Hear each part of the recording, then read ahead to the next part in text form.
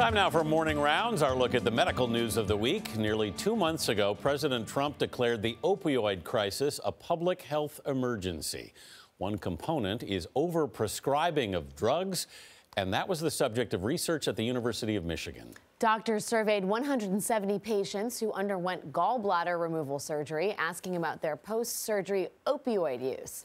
They then used the information to craft custom post-op prescribing guidelines and then applied these guidelines to a subsequent group of patients undergoing the same surgery to examine differences in opioid use. Here to discuss the findings is CBS News medical contributor Dr. David Agus, who joins us from Los Angeles bright and early. David, good morning. Good morning, Anthony. Thanks for being with us. So what were the changes implemented, and how does it affect the prescribing of opioids? It's such a cool study because it's so low tech.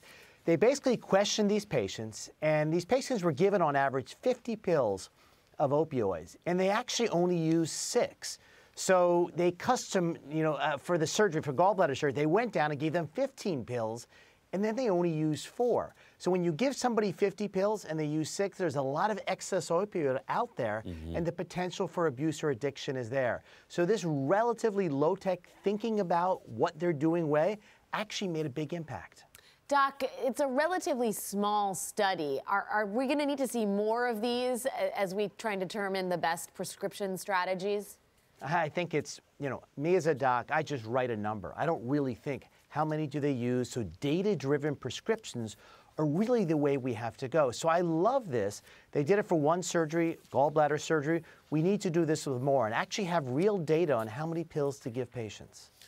All right, up next, a new cancer test that could help doctors and patients make more informed decisions.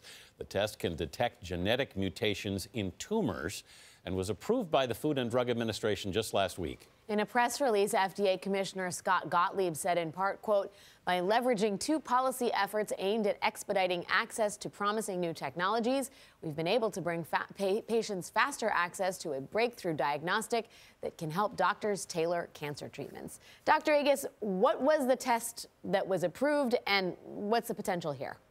So this is DNA sequencing. So what this means is that every patient now with a cancer can have their tumor DNA sequence, so we can identify what are the on and the off switches.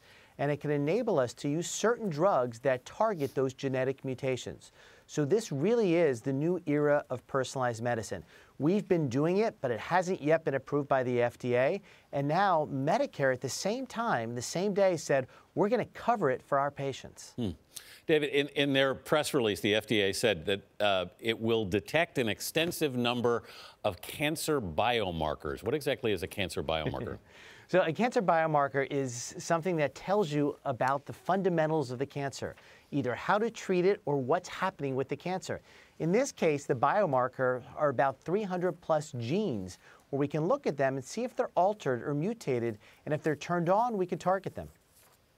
Dr. Agus, the FDA Commissioner Scott Gottlieb mentioned that this was part of a sort of expedited fast-track process to get this approved. Are we going to see more of that in the future? Oh, yeah. We're going to see a lot more of these newer technologies approved and in record time.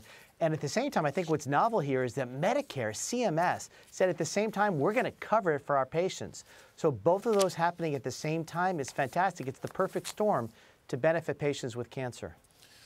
All right, finally, an eye towards the future. A team of scientists and engineers at the University of Southern California has developed what could be a revolutionary treatment for eye injuries. In a study published this week in Science Translational Medicine, researchers showed off a glue-like material that can temporarily seal eye injuries until more advanced medical treatment is available. The sealant is temperature sensitive and morphs from a fluid to a semi-solid when applied to the eye. It can then be safely removed with cold water. The hope is that the technique could be used by medics on the battlefield and in other situations where full medical care isn't close at hand. Doc, this is so cool. That's a medical term. Could you see applications otherwhere beyond optometry? Oh, yeah, this is wild. I mean, I love that it's done at University of Southern California, where I am, but it's a polymer that when you cool it, it becomes liquid, and it's like water. But then you put it on something on the body, in this case, the eye, and at 98 degrees, it starts to become a solid. So in the case of eye injuries, it allows the eye to be stabilized till you can get it to a hospital. But you can conceivably do this in bleeding wounds or elsewhere, where in the field or in a community where you don't have accessible to great surgeons who could do these minor or micro procedures, you can actually take care of patients. So very exciting. Wow. And it's like glue. How awesome. Dr. David Agus, always good to see you. Thank you for getting up so very early. Thank you, guys.